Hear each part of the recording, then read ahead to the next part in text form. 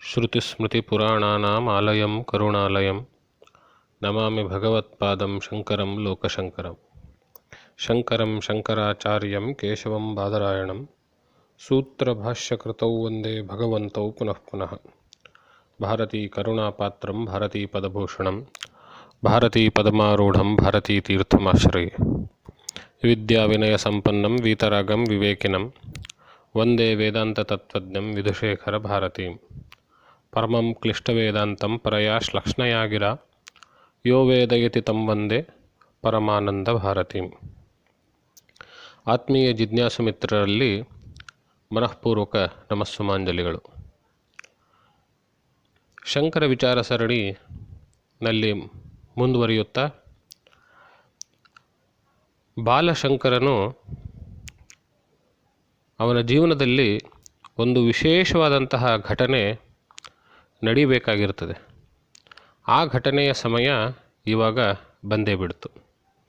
ಏನದು ಅಂಥೇಳಿದ್ರೆ, ಭಗವತ್ಪಾದರು ಬಾಲಶಂಕರನಿಂದ ಶಂಕರಾಚಾರ್ಯ ಆಗುವಂತಹ ಒಂದು ಘಟನೆ. ಅದು ಎಲ್ರಿಗೂ ಗೊತ್ತಿರುವಂತೆ ಮೊಸಳೆಯು ಹಿಡಿಯುವಂತಹ ಒಂದು ಘಟನೆ. ಒಂದು ದಿವಸ ಬಾಲಶಂಕರ ಯಥಾಪ್ರಕಾರವಾಗಿ ನದಿಯಲ್ಲಿ ಸ್ನಾನ ಮಾಡ್ತಾ ಸ್ವಲ್ಪ ಹೊತ್ತು ನೀರಲ್ಲಿ ಮಿಂದು ಈಜಾಡ್ತಾ ಇರುವಂತಹ ಸಂದರ್ಭ, ಪಕ್ಕದಲ್ಲಿಯೇ ತಾಯಿಯಾದಂತಹ ಆರ್ಯಾಂಬೆ ತನ್ನ ಬಟ್ಟೆ ಇತ್ಯಾದಿಗಳನ್ನು ತೊಳೆಯುತ್ತಾ ದಂಡೆ ಮೇಲಿದ್ದಾರೆ. ನದಿಯ ಆ ಕಡೆ ದಂಡೆಯಲ್ಲಿ ಮೀನುಗಾರರು ಮತ್ತು ಬೇಟೆಗಾರರು, ಬೇರೆ ಬೇರೆ ಜನ ಎಲ್ಲರೂ ತಮ್ಮ ತಮ್ಮ ಕೆಲಸಗಳನ್ನು ಮಾಡ್ತಾ ಇದ್ದಾರೆ. ಇಂತಹ ಸಂದರ್ಭದಲ್ಲಿ ಈಗಾಗಲೇ ಬಾಲಶಂಕರನ ಭವಿಷ್ಯವನ್ನು ಕೇಳಿರುವಂತಹ ಆರ್ಯಾಂಬೆಯ ಮನಸ್ಸಿನಲ್ಲಿ ಒಂದು ಚಿಂತೆ ಕಾಡೋದಕ್ಕೆ ಶುರುವಾಗಿತ್ತು. ಬಾಲಶಂಕರನು ಪರಿವ್ರಾಜಾಶ್ರಮವನ್ನು, ಸನ್ಯಾಸವನ್ನು ತೆಗೆದುಕೊಳ್ತಾನೆ ಎನ್ನುವಂತಹ ಮಾತು ಅವಳ ಮನಸ್ಸನ್ನು ಕೊರಿತಾ ಇತ್ತು. ಅದಕ್ಕೆ ಪೂರಕವೇ ಎಂಬಂತೆ ಬಾಲಶಂಕರನೂ ಕೂಡ ಅದಕ್ಕೆ ಶಾಸ್ತ್ರೀಯ ಪರಿಹಾರವನ್ನು, ಅಂದರೆ ಎಲ್ಲ ಹಿರಿಯರ ಶ್ರಾದ್ದಾದಿಗಳನ್ನು ಮಾಡಿ ಮುಗಿಸಿ ತನ್ನ ಸ್ವಂತ ಶ್ರಾದ್ದವನ್ನೂ ಕೂಡ ಮಾಡುವಂತಹದ್ದು ಒಂದು ಉಪಾಯ. ಆ ಕೆಲಸವನ್ನು ಮಾಡಿದ ಮೇಲೇ, ಶ್ರಾದ್ದಾದಿಗಳನ್ನು ಮಾಡಿದ ಮೇಲೇ ಸನ್ಯಾಸವಾಗುವುದರ ಮುಖಾಂತರ ಯಾವುದೇ ರೀತಿಯ ಪಿತೃಗಳ ಉದ್ಧಾರಕ್ಕಾಗಿ ಅಡೆತಡೆ ಬರೋದಿಲ್ಲ ಅನ್ನುವಂತಹ ಮಾತನ್ನು ಬಾಲಶಂಕರನು ಶಾಸ್ತ್ರಗಳಿಂದ ಪುರಾವೆಗಳನ್ನು ತೆಗೆದು ತಾಯಿಗೆ ತೋರಿಸಿದ್ದು ಆಯಿತು. ಇವಾಗ ಆ ಘಟನೆ ನಡೀಬೇಕಷ್ಟೆ. ಅಗಸ್ತ್ಯರು ಹೇಳಿರುವಂತೆ 8 ವರ್ಷ ಮೊದಲನೆಯ ಆಯಸ್ಸು ಅಂತ ಹೇಳಿದರು. ಅದು ಮುಗೀತಾ ಬಂತು. ಯಾಕೆ ಅಂದರೆ ನಾವು ನೋಡ್ತೇವೆ, ಸನ್ಯಾಸಾಶ್ರಮ ಅನ್ನುವಂತಹದ್ದು ಇನ್ನೊಂದು ಜೀವನ ಎಂಬಂತೆ. ಆತ್ಮಶ್ರಾದ್ದಗಳನ್ನೇ ಮಾಡಿ, ಅಂದರೆ ತನ್ನದೇ ಶ್ರಾದ್ದವನ್ನು ತಾನು ಮಾಡಿದ ಮೇಲೆ ಆ ಜೀವನ ಮುಗೀತು ಅಂತ ತಾನೇ ಅರ್ಥ. ಆದ್ದರಿಂದಲೇ ಹಳೆಯ ಎಲ್ಲ ಹೆಸರು ಸಮೇತವಾಗಿಯೂ ಎಲ್ಲವನ್ನ ಬಿಟ್ಟುಬಿಟ್ಟು ಶಿಖಾ ಯಜ್ಞೋಪವೀತೆಯನ್ನೂ ಕೂಡ ಕಡಿದು ಹಾಕಿಬಿಟ್ಟು ಹೊಸ ವಸ್ತ್ರಧಾರಣೆ ಮಾಡಿ, ಕಾಷಾಯ ವಸ್ತ್ರಧಾರಣೆ ಮಾಡಿ, ಹೊಸ ಯೋಗ ಪಟ್ಟವನ್ನು ಪಡೆಯುವಂತಹ, ಹೊಸ ಜೀವನದ ಸಂಕೇತಗಳನ್ನು ಪಡೆಯುವಂತಹ ಇದು ಹೊಸ ಜೀವನವೇ. ಆದ್ದರಿಂದ 8 ವರ್ಷಕ್ಕೆ ಅಗಸ್ತ್ಯರು ಹೇಳಿದಂತೆ ಅವರ ಜೀವನ ಮುಗಿಯುತ್ತೆ. ಆ ಘಟನೆ ನಡೆಯುವುದಕ್ಕೆ, ಅಂದರೆ ಜೀವನ ಮುಗಿಸುವಂತಹ ಒಂದು ಘಟನೆ, ಹೊಸ ಜೀವನ ಪ್ರಾರಂಭವಾಗುವಂತಹ ಒಂದು ಈ ಮಧ್ಯದ ಘಟನೆ ನಡೆಯುವುದಕ್ಕೆ ಒಂದು ಚಮತ್ಕಾರವಾಗಬೇಕು. ಆ ಚಮತ್ಕಾರದ ಘಟನೆಯೇ ಮೊಸಳೆ ಹಿಡಿಯುವಂತಹದ್ದು. ಬಾಲಶಂಕರನು ಈಜಾಡುವಂತಹ ಸಂದರ್ಭದಲ್ಲಿ ಕಾಲಿಗೆ ಏನೋ ಸಿಕ್ಕಿಕೊಂಡಾಗುತ್ತೆ, ಕಾಲು ಕೆಳಗಡೆ ಎಳೆಯುವಂತೆ ಅನುಭವ ಆಗುತ್ತೆ. ಆವಾಗ ಸ್ವಲ್ಪ ಹೊತ್ತಿನಲ್ಲಿಯೇ ತಕ್ಷಣ ಗೊತ್ತಾಗುತ್ತದೆ ಇದು ಮೊಸಳೆ ಅಂತ ಹೇಳಿ. ಆವಾಗ ಜೋರಾಗಿ ತಾಯಿಗೆ ಕೇಳೋದಕ್ಕೆ ಶುರು ಮಾಡ್ತಾರೆ, ಅಮ್ಮ, ನನಗೆ ಮೊಸಳೆ ಹಿಡಿದು ಬಿಟ್ಟಿದೆ, ಅದು ಕೆಳಗಡೆ ಇಳೀತಾ ಇದೆ, ಇನ್ನು ಕೆಲವೇ ಕ್ಷಣಗಳಲ್ಲಿ ನನ್ನ ಜೀವನ ಮುಗಿದು ಹೋಗುತ್ತೆ. ಈಗ ನೀನು ಒಪ್ಪಿಗೆಯನ್ನು ಕೊಟ್ಟಿದ್ದಾದರೆ ನಾನು ಆತುರ ಸನ್ಯಾಸವನ್ನು ಸ್ವೀಕಾರ ಮಾಡ್ತೀನಿ. ಆತುರ ಸನ್ಯಾಸ ಸ್ವೀಕಾರ ಮಾಡುವುದರ ಮುಖಾಂತರ ಸನ್ಯಸ್ತನಾದೆ ಅನ್ನೋ ಕಾರಣದಿಂದ, ಸನ್ಯಾಸಿ ಆಗಿರುವುದರಿಂದ ಆ ಮನೆತನದಲ್ಲಿ ಹಿಂದಿನ ಎಲ್ಲರೂ ಮತ್ತು ಮುಂದಿನ ಎಲ್ಲರೂ ಕೂಡ ಬಹಳಷ್ಟು, ಅದರಲ್ಲಿ ಅಭಿಪ್ರಾಯ 10 ತಲೆಮಾರು ಅಂತ ಒಂದು ಕಡೆ ಹೇಳ್ತಾರೆ, ಇನ್ನೊಂದು ಕಡೆ ಸಾಕಷ್ಟು ತಲೆಮಾರು ಅಂತ ಹೇಳ್ತಾರೆ. ಅಂಗಿರಸ ಋಷಿ ಹೇಳುವಂತಹದ್ದು, ಷಷ್ಠಿ ಕುಲಾನ್ಯತೀತಾನಿ ಷಷ್ಠಿನಾಮಧಿಕಾನಿ ಚ ಕುಲಾನ್ಯುದ್ಧರತೋ ಪ್ರಜ್ಞಾ ಸನ್ಯಸ್ತಮಿತಿಯೋ ವದೇತ್. ಯಾರು ನಾನು ಸನ್ಯಾಸಿ ಆಗಿದ್ದೇನೆ ಅಂಥೇಳಿ ಮನಃಪೂರ್ವಕವಾಗಿ ಆತುರ ಕಾಲದಲ್ಲೂ ಆದರೂ ಪರವಾಗಿಲ್ಲ ಹೇಳ್ತಾನೆಯೋ, ಅವರು ಹಿಂದಿನ 60 ತಲೆಮಾರುಗಳು, 60ಕ್ಕೂ ಹೆಚ್ಚು ತಲೆಮಾರುಗಳು ಉದ್ಧಾರವಾಗ್ತವೆ. ಖಂಡಿತವಾಗಲೂ ಪಿತೃಗಳು ಯಾವ ಸ್ಥಾನದಲ್ಲಿರ್ತಾರೆಯೋ ಆ ಸ್ಥಾನದಿಂದ ಉದ್ಧಾರವಾಗ್ತಾರೆ ಎನ್ನುವಂತಹ ಶಾಸ್ತ್ರವಾಕ್ಯವಾದ ತಾತ್ಪರ್ಯವನ್ನು ತಾಯಿಗೆ ಹೇಳಿ, ನೀನು ಒಪ್ಪಿಗೆ ಕೊಟ್ಟರೆ ಮಾತ್ರ ಈ ಸನ್ಯಾಸ ಸ್ವೀಕಾರ ಮಾಡೋದಕ್ಕೆ ಸಾಧ್ಯ, ಆದ್ದರಿಂದ ನಿನ್ನ ಒಪ್ಪಿಗೆ ಬೇಕು ಅನ್ನುವಂತಹ ಮಾತನ್ನು ಕೇಳಿದಾಗ ತಾಯಿ ಗಲಿಬಿಲಿಗೊಂಡು ಏನು ಉತ್ತರ ಹೇಳಬೇಕು ಅಂತ ಗೊತ್ತಾಗದೇನೆ, ಕೊನೆ ಪಕ್ಷ ಸನ್ಯಾಸಿ ಆದರೆ ಅವನು ಬಿಡ್ತಾನೆ, ಆ ಮೊಸಳೆ ಬಿಡುತ್ತೆ ಅನ್ನೋ ಮಾತನ್ನು ಭರವಸೆಯಾಗಿ ತೆಗೆದುಕೊಂಡು, ಕನಿಷ್ಠ ಪಕ್ಷ ಸನ್ಯಾಸ ಆದರೂ ಹೋಗ್ಕೊಳ್ಳಿ, ಕಣ್ಣಿಗೆ ಕಾಣ್ತಾ ಎದುರುಗಡೆ ಇರ್ತಾನಲ್ಲ ಅನ್ನುವಂತಹ ಒಂದು ಮಾತೃ ಹೃದಯದಿಂದ ನಾನು ಅಪ್ಪಣೆ ಕೊಡ್ತೇನೆ ಅಂತ ಹೇಳಿದಾಗ, ಅವನು ಆ ಅಪ್ಪಣೆ ಕೊಡ್ತೇನೆ ಅಂತ ಹೇಳಿದ ತಕ್ಷಣದಲ್ಲಿ ಅವನು ಭೂಹು ಸನ್ಯಸ್ತಂ ಮಯ, ಭುವಃ ಸನ್ಯಸ್ತಂ ಮಯ, ಸುವಃ ಸನ್ಯಸ್ತಂ ಮಯ ಅಂತ ಪ್ರೈಶವನ್ನು ಹೇಳ್ತಾನೆ. ಅದೇನು ದೈವಕರ್ಮ ಸಂಯೋಗವೋ ಏನೋ, ಅದೇ ಸಂದರ್ಭದಲ್ಲಿ ಇವನು ಕಿರಿಚಾಟವನ್ನು ನೋಡಿದ ತಕ್ಷಣ ಪಕ್ಕದಲ್ಲಿಯೇ ಇರುವಂತಹ ಬೆಸ್ತರು, ಬೇರೆ ಬೇರೆ ಬೇಟೆಗಾರರು ತಮ್ಮ ಈಟಿ ಇತ್ಯಾದಿಗಳನ್ನು ತೆಗೆದುಕೊಂಡು ಬಂದು, ಆಯುಧಗಳನ್ನು ತೆಗೆದುಕೊಂಡು ಬಂದು ಆ ಮೊಸಳೆ ಮೇಲೆ ಪ್ರಹಾರವನ್ನು ಮಾಡ್ತಾರೆ. ಅವರ ಪ್ರಹಾರಕ್ಕೆ ತುತ್ತಾಗಿ ಮೊಸಳೆ ತಕ್ಷಣವಾಗಿ ಸತ್ತು ಅಂಗಾತಾಗಿ ಮೇಲ್ಗಡೆ ತೇಲ್ತಾ ಬರುತ್ತೆ. ಇವರು ಆ ಮೊಸಳೆಯಿಂದ ಪಾರಾಗಿ ಬಾಲಶಂಕರ ಈಚೆಗೆ ಬರ್ತಾನೆ. ಇದು ನಡೆದಿರುವಂತಹ ಘಟನೆ. ಇವಾಗ ಆ ಘಟನೆಯ ಮೂಲಕ ಬಾಲಶಂಕರನ ಜೀವನ ಮುಗಿತು, ಶಂಕರಾಚಾರ್ಯರ ಜೀವನ ಪ್ರಾರಂಭವಾಯಿತು. ಆ ತಕ್ಷಣದಲ್ಲಿ ತಾಯಿ ಮಗು ಬದುಕಿದ್ನಲ್ಲ ಅನ್ನುವಂತಹ ಖುಷಿಯಿಂದ ಬಹಳ ಸಂತೋಷಪಟ್ಟು ಅವನನ್ನು ತಬ್ಬಿಕೊಂಡು ಮನೆಗೆ ಕರೆದುಕೊಂಡು ಹೋಗೋದಕ್ಕೆ ಹೇಳ್ತಾಳೆ. ಆವಾಗ ಬಾಲಶಂಕರ ಹೇಳ್ತಾನೆ, ಅಮ್ಮ ನೀನು ಮರ್ತಿರಬಹುದು, ನಾನು ಮರ್ತಿಲ್ಲ, ನಾನಿವಾಗ ಸನ್ಯಾಸಿ, ನನಗೆ ಮನೆ ಅನ್ನೋದು ಇರೋದಿಲ್ಲ, ಆದ್ದರಿಂದ ನಾನು ಮನೆಗೆ ಬರೋದಿಲ್ಲ ಅಂತ ಹೇಳ್ತಾನೆ. ಆವಾಗ ಆಕಾಶವೇ ತಲೆಯ ಮೇಲೆ ಕಳಚಿ ಬಿದ್ದಂತಾಗ್ತಾರೆ. ಅಯ್ಯೋ ದೇವರೇ, ಇದೇನೋ ನಾನು ಯಾವುದೋ ಒಂದು ಆಸೆಯಿಂದ ಹೇಳಿದರೆ, ಬದುಕಬಹುದೇನೋ ಎಂಬಂದು ಆಸೆಯಿಂದ ಹೇಳಿದರೆ ನೀನು ಆ ಮಾತನ್ನು ಇಷ್ಟೊಂದು ಅಕ್ಷರಶಃವಾಗಿ ತೆಗೆದುಕೊಳ್ಳೋದೆ ಅಂತ ಕೇಳಿದಾಗ ಬಾಲಶಂಕರನು, ಇವಾಗ ಶಂಕರಾಚಾರ್ಯರು ಹೇಳ್ತಾರೆ, ನೀನು ಒಪ್ಪಣೆ ಕೊಟ್ಟ ತಕ್ಷಣ ನಾನು ಸನ್ಯಾಸಿ ಅಂತ, ಸನ್ಯಸ್ತಮ್ಮಯ್ಯ ಅಂತ ಹೇಳಿದ ತಕ್ಷಣ ನಾನು ಸನ್ಯಾಸಿಯೇ, ಆದ್ದರಿಂದ ಇವಾಗ ಮನೆಗೆ ಬರುವಂತಹ ಪ್ರಮೇಯವೇ ಇಲ್ಲ ಅಂತ ಹೇಳಿದಾಗ ಊರಿನ ಜನರು, ತಾಯಿಯು ಎಲ್ಲರೂ ಬಹಳ ಕಾಡಿ ಬೇಡಿದಾಗ 3 ದಿವಸ ನಾನಿದ್ದು ಇಲ್ಲಿಂದ ಹೊರಟು ಹೋಗ್ತೇನೆ ಅಂತ ಹೇಳಿ 3 ದಿವಸಗಳವರೆಗೆ ಆ ಕೃಷ್ಣನ ದೇವಸ್ಥಾನದಲ್ಲಿಯೇ ಇದ್ದು, ಊರಿನ ಮನೆಯಿಂದ 1 ದಿವಸ ಭಿಕ್ಷೆ, ಊರಿನವರೆಲ್ಲರಿಂದ 1 ದಿವಸ ಭಿಕ್ಷೆ ತೆಗೆದುಕೊಂಡು 3ನೇ ದಿವಸ ಹೊರಟು ಹೋಗ್ತಾರೆ. ಈ ಸಂದರ್ಭದಲ್ಲಿ, ಈ ಮಧ್ಯದಲ್ಲಿ ಊರಿನ ಜನ, ಬಹಳ ಹಿರಿಯರು, ವಿದ್ವಾಂಸರು, ಶಾಸ್ತ್ರವೇತ್ತರು ಎಲ್ಲರೂ ಬಂದು ಶಂಕರರಿಗೆ ಅನೇಕ ಪ್ರಶ್ನೆಗಳನ್ನು ಮಾಡ್ತಾರೆ. ನೀನು ಸನ್ಯಾಸವನ್ನು ಸ್ವೀಕರಿಸಿದ್ದು ಸರಿಯೇ ಅಂತ ಪ್ರಶ್ನೆ. ಆ ಎಲ್ಲ ಪ್ರಶ್ನೆಗಳಿಗೂ ಭಗವತ್ಪಾದರು ಶಂಕರಾಚಾರ್ಯರು ಶಾಸ್ತ್ರ ಸಮೇತವಾಗಿ ಉತ್ತರವನ್ನು ಕೊಡ್ತಾರೆ.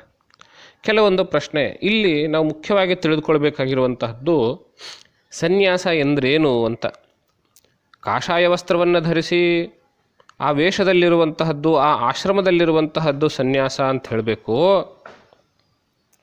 ಅಥವಾ ಸನ್ಯಾಸ ಅಂದರೆ ಇದಕ್ಕೆ ಇನ್ನೂ ಒಂದೇನೋ ಅರ್ಥ ಇದೆಯೋ ಅಂತ ಕೇಳಿದಾಗ ನಾವಿಲ್ಲಿ ಗಮನಿಸಬೇಕಾಗಿರುವಂತಹದ್ದು ಸನ್ಯಾಸದ ಪರಿಭಾಷೆಯನ್ನು.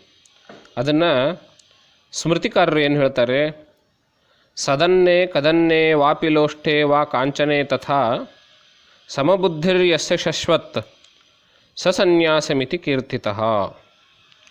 ಉತ್ತಮವಾದ ಅನ್ನದಲ್ಲಾಗಲಿ ಅಥವಾ ಕುತ್ಸಿತವಾದ ಅನ್ನದಲ್ಲಾಗಲಿ, ಅನ್ನ ಅಂತ ಹೇಳಿದ್ರೆ ಇಲ್ಲಿ ಎಲ್ಲ ಭೋಜನ ಇತ್ಯಾದಿಗಳು, ಬಾಯಿ ರುಚಿ ಇತ್ಯಾದಿಗಳೆಲ್ಲವೂ ಯಾವ ಒಳ್ಳೆಯ ರೀತಿಯಿಂದ ಅರ್ಜನ ಮಾಡಿದ್ದಾಗಲಿ ಅಥವಾ ಪಾಪದಿಂದ ಅರ್ಜನ ಮಾಡಿರುವಂತಹ ಸಂಪತ್ತಾಗಲಿ ಅದೆಲ್ಲವೂ ಸೇರಿಸಿಬಿಟ್ಟು ಅನ್ನ ಅನ್ನೋ ಪದದಿಂದ ಹೇಳ್ತಾರೆ. ಮತ್ತು ಲೋಷ್ಠೇವ ಕಾಂಚನೆ ತಥಾ, ಲೋಷ್ಠ ಅಂದರೆ ಕಲ್ಲು ಮತ್ತು ಸುವರ್ಣ ಇವುಗಳಲ್ಲಿ ಅಂದರೆ ಉತ್ತಮಾನ್ನ ಮತ್ತು ಕುತ್ಸಿತಾನ್ನ ಅವುಗಳಲ್ಲಿಯೂ ಮತ್ತು ಕಲ್ಲು ಮತ್ತು ಸುವರ್ಣ ಇವುಗಳಲ್ಲಿಯೂ ಸಮಬುದ್ಧಿಯಾಗಿ, ಇದು ಯಾವುದೂ ಶ್ರೇಷ್ಠವೂ ಅಲ್ಲ ಕನಿಷ್ಠವೂ ಅಲ್ಲ, ಎರಡೂ ಸಮ ಎನ್ನುವಂತಹ ಬುದ್ಧಿ ಯಾವಾಗ ಬರುತ್ತದೆಯೋ ಅದು ಸನ್ಯಾಸ ಅಂತ ಸ್ಮೃತಿಕಾರರು ಹೇಳ್ತಾರೆ. ಈ ವ್ಯಾಖ್ಯೆಯಲ್ಲಿ ನೋಡಿದಾಗ ಬಾಲಶಂಕರನಿರುವಾಗಲೇ ರಾಜಶೇಖರ ರಾಜ ಕಳಿಸಿರುವಂತಹ ಆ ಎಲ್ಲ ಧನಕನಕ ವಸ್ತುಗಳನ್ನು ತತ್ಕ್ಷಣದಲ್ಲಿಯೇ ಹಿಂತಿರುಗಿಸಿಬಿಟ್ರಲ್ಲ. ಆ ಎಲ್ಲ ಧನಕನಕ ವಸ್ತುಗಳನ್ನು ಲೋಷ್ಠವತ್ ಅಂದರೆ ಒಂದು ಕಲ್ಲಿಗೂ ಅದಕ್ಕೂ ಯಾವುದೇ ರೀತಿಯ ವ್ಯತ್ಯಾಸವಿಲ್ಲ ಎನ್ನುವಂತಹ ರೀತಿಯಲ್ಲಿ ನೋಡಿದ್ರಲ್ಲ. ಇದು ಸನ್ಯಾಸದ ಲಕ್ಷಣ ಅಲ್ವೇ? ಇದು ಸನ್ಯಾಸ ಭಾವ ಜಾಗರಿತವಾಗಿರೋದು ಅಲ್ವೇ? ನಾವು ಯೋಚನೆ ಮಾಡಬೇಕು. ಹೀಗಾಗಿ ಅವರು ಸನ್ಯಾಸ ತೆಗೆದುಕೊಂಡಿರುವಂತಹದ್ದು ಕೇವಲ ಒಂದು ಆಶ್ರಮದಿಂದ ಇನ್ನೊಂದು ಆಶ್ರಮಕ್ಕೆ ಹೋಗುವಂತಹದ್ದು ಅಂತ ಏನಲ್ಲ. ಅದು ಅವರ ಮನಃಪೂರ್ವಕವಾಗಿ ಒಳಗಡೆಯಿಂದಲೇ ಬಂದಿರುವಂತಹ ಭಾವ. ಆ ಭಾವದ ಒಂದು ಲಕ್ಷಣವೇ ಆ ರಾಜನು ಕಳಿಸಿರುವಂತಹ ಸಮ್ಮಾನ, ಆತಿಥ್ಯ, ಸ್ಥಾನಮಾನ, ಗೌರವ ಎಲ್ಲವನ್ನ ಲೋಷ್ಠವತ್ತ ಕಲ್ಲಿನಂತೆ ನೋಡಿ ತಿರಸ್ಕರಿಸುವಂತಹದ್ದು ಸನ್ಯಾಸ. ಹೀಗೆ ಸನ್ಯಾಸದ ವ್ಯಾಖ್ಯೆಯನ್ನು ನೋಡಿ ಈ ವ್ಯಾಖ್ಯೆಯಲ್ಲಿ ಭಗವತ್ಪಾದರು ಬಾಲಶಂಕರನಾಗಿರುವಾಗಲೇ ಕುಳಿತುಕೊಳ್ಳುತ್ತಾರೆ ಅನ್ನುವಂಥದ್ದನ್ನು ತಿಳಿದುಕೊಂಡ ಮೇಲೆ ಇನ್ನೇ ಒಬ್ಬರು ಪ್ರಶ್ನೆ ಕೇಳ್ತಾರೆ ಅಲ್ಲಿರುವಂಥವರು. ಸನ್ಯಾಸಾಶ್ರಮ ಅಂತ ಹೇಳಿ ನೀನು ಸನ್ಯಸ್ತಂ ಅಂತ ನೀನು ಹೇಳಿಬಿಟ್ಟಿಯಾ? ಹಾಗೆ ಹೇಳಿದರೆ ಸರಿ ಏನಿದು? ಹಾಗಾದರೆ ನಮ್ಮ ಸಂಸ್ಕೃತಿಯಲ್ಲಿ ಸನಾತನ ಧರ್ಮದಲ್ಲಿ ವೈದಿಕ ಪರಂಪರೆಯಲ್ಲಿ ಆಶ್ರಮಗಳ ವ್ಯವಸ್ಥೆ ಇದೆ. ಆ ಆಶ್ರಮಗಳ ವ್ಯವಸ್ಥೆಯ ಗತಿ ಏನು? ಮನುವೇ ಹೇಳಿದಂತೆ ಅಧೀತ್ಯ ವಿಧಿವತ್ ವೇದಾನ್ನ ಪುತ್ರಾಂಶ್ಚೋತ್ಪಾದ್ಯ ಧರ್ಮತಃ ಇಷ್ಟ್ವಾಚ ಶಕ್ತಿತೋ ಯಜ್ಞೈಃ ಮನೋಮೋಕ್ಷೇ ನಿವೇಶಯೇತ್. ಈ ಪ್ರಕಾರವಾಗಿ ಅಧೀತ್ಯ ವಿಧಿವತ್ ವೇದಗಳನ್ನು ಅಧ್ಯಯನ ಮಾಡಿ ಅದು ಬ್ರಹ್ಮಚರ್ಯಾಶ್ರಮ.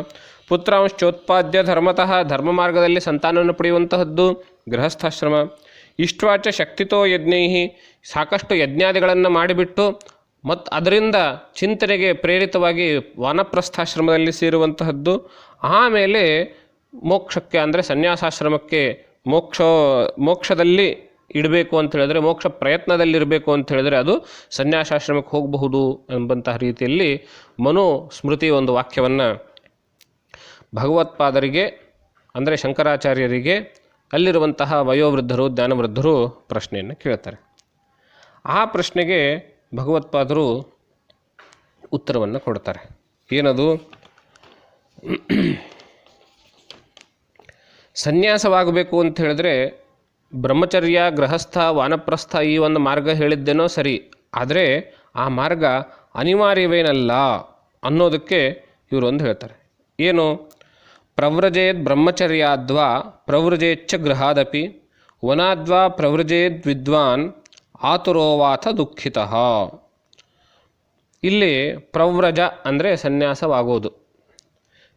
ಬ್ರಹ್ಮಚರ್ಯಾದ್ವಾ ಬ್ರಹ್ಮಚರ್ಯಾಶ್ರಮದಿಂದಾಗಲಿ, ಗೃಹಾದಪಿ ಗೃಹಸ್ಥಾಶ್ರಮದಿಂದಾಗಲಿ, ವನಾದ್ವಾ ವಾನಪ್ರಸ್ಥಾಶ್ರಮದಿಂದಾಗಲಿ ಸನ್ಯಾಸಾಶ್ರಮಕ್ಕೆ ಹೋಗಬಹುದು. ಜೊತೆಗೆ ವಿದ್ವಾನ್ ಆತುರೋವಾಥ ಆತುರದ ಪರಿಸ್ಥಿತಿಯಲ್ಲಿಯೂ ಬಲ್ಲವನು ಸನ್ಯಾಸಾಶ್ರಮಕ್ಕೆ ಹೋಗಬಹುದು ಅಂತ. ಆತುರ ಅಂದರೆ ಏನು? ನಾವು ಸಾಧಾರಣವಾಗಿ ಕನ್ನಡದಲ್ಲಿ ಆತುರ ಅಂತ ಯಾವ ಅರ್ಥಕ್ಕೆ ಪದ ಬಳಸ್ತೇವೆ ಅಂದರೆ ಗಡಿಬಿಡಿಯಲ್ಲಿ ಅಂತ ನಾವೇನು ಹೇಳ್ತೇವೆ ಆ ಅರ್ಥ ಅಲ್ಲ. ಆತುರ ಅಂದರೆ ಮುಮೂರ್ಷುಹು ಮರಣ ಹೊಂದುವಂತಹ ಸಮಯದಲ್ಲಿ ಅಂದರೆ ಪ್ರಾಣೋತ್ಕ್ರಮಣ ಸಂದರ್ಭದಲ್ಲಿ ಅಥವಾ ಪ್ರಾಣಾಘಾತ ಸಂದರ್ಭದಲ್ಲಿದ್ದರೇ ಅದಕ್ಕೆ ಆತುರ ಅಂತ ಕರೀತಾರೆ. ಇದೇ ಮಾತನ್ನು ಜಾಬಾಲ ಶ್ರುತಿಯಲ್ಲಿಯೂ ಹೇಳಿದೆ. ಅದನ್ನು ಕೂಡ ಶಂಕರಾಚಾರ್ಯರು ಆ ವಿದ್ವಾಂಸರಿಗೆ ಉತ್ತರದ ರೂಪದಲ್ಲಿ ಹೇಳ್ತಾರೆ. ಉತ್ಪನ್ನೇ ಸಂಕಟೇ ಘೋರೆ ಚೌರವ್ಯಾಘ್ರಾದಿ ಗೋಚರೆ ಭವ ಭೀತಸ್ಯ ಸನ್ಯಾಸಂ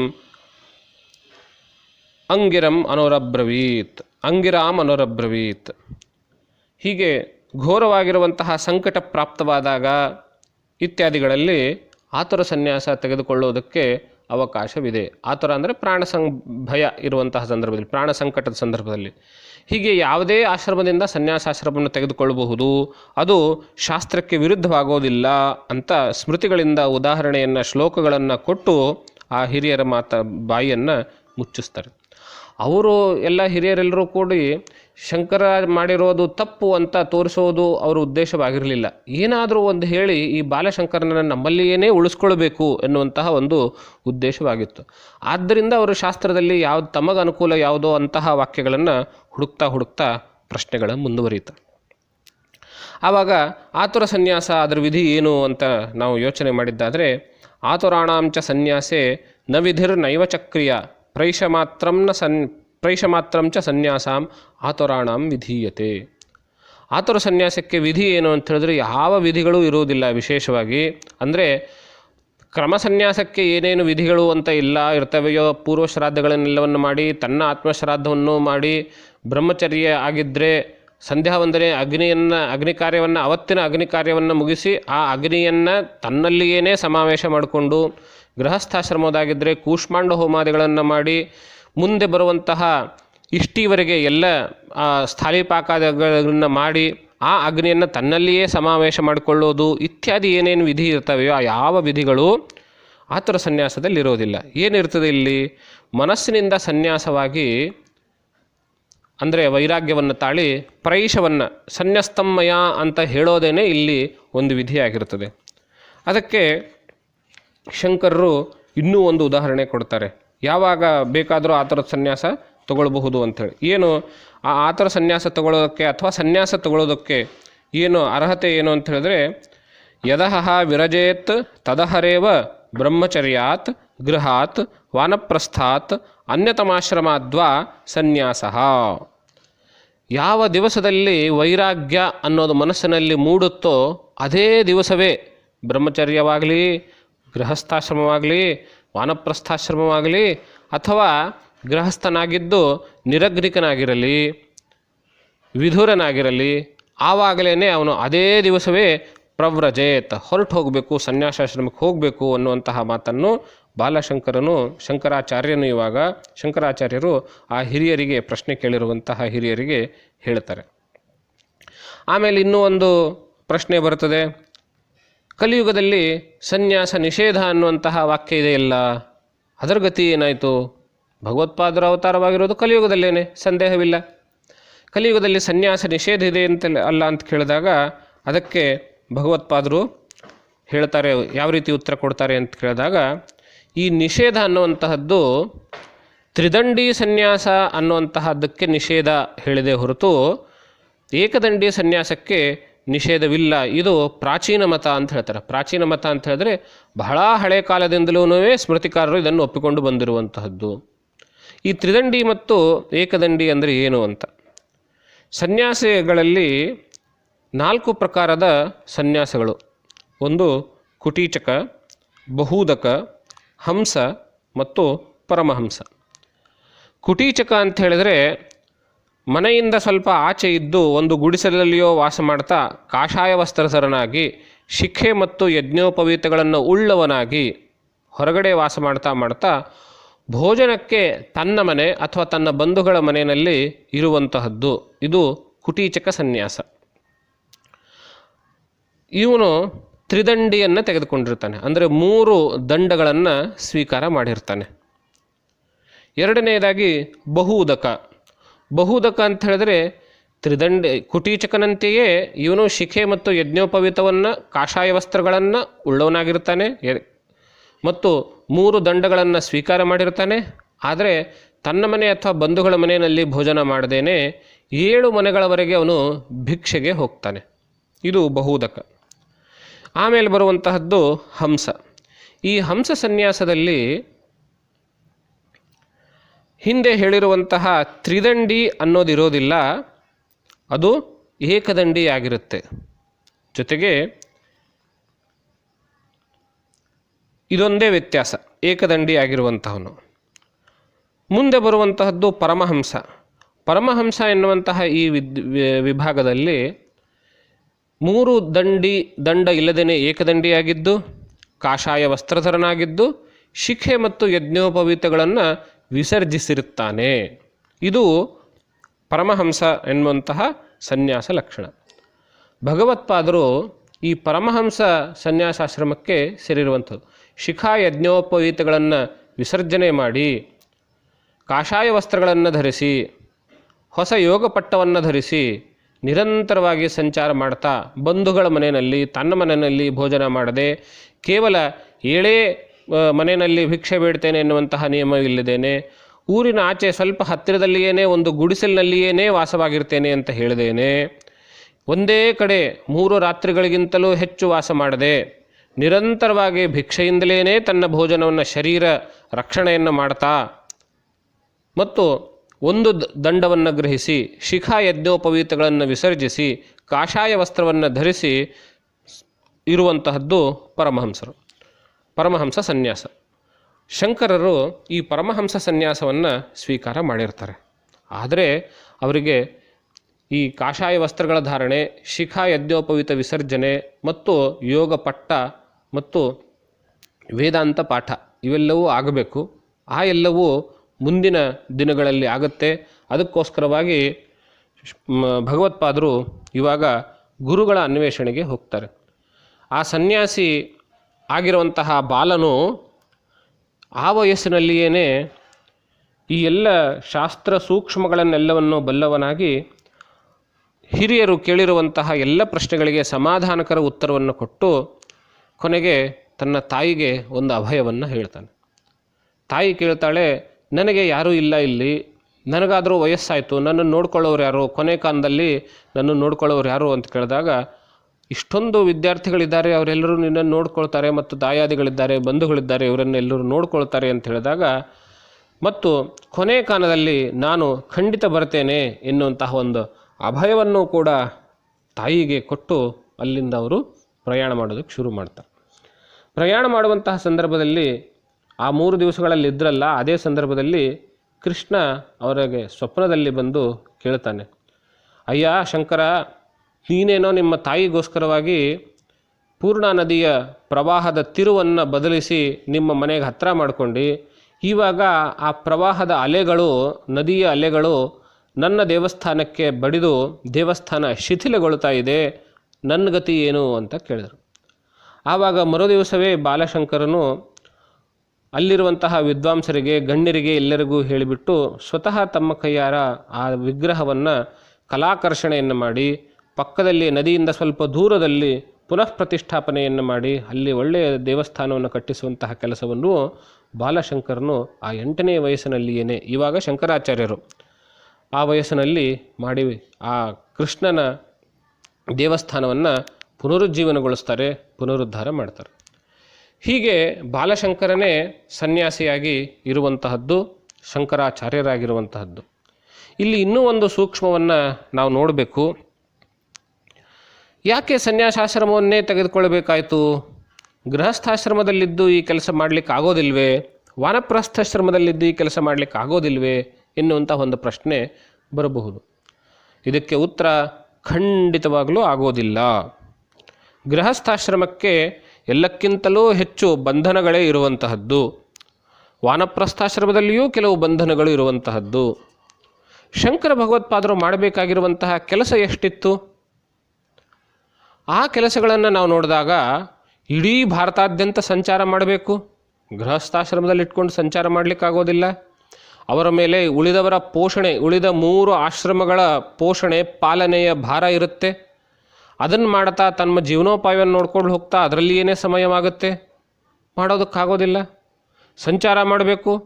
ಬೇರೆ ಬೇರೆ ವೈದಿಕದಲ್ಲಿಯೇ ಪಂಗಡಗಳಾಗಿ ತಮ್ಮಲ್ಲಿ ಕಚ್ಚಾಡುತ್ತಿರುವಂಥವರನ್ನು ತಮ್ಮ ಪಾಠ ಪ್ರವಚನಗಳ ಮುಖಾಂತರ ಅವರನ್ನು ಒಂದುಗೂಡಿಸಬೇಕು.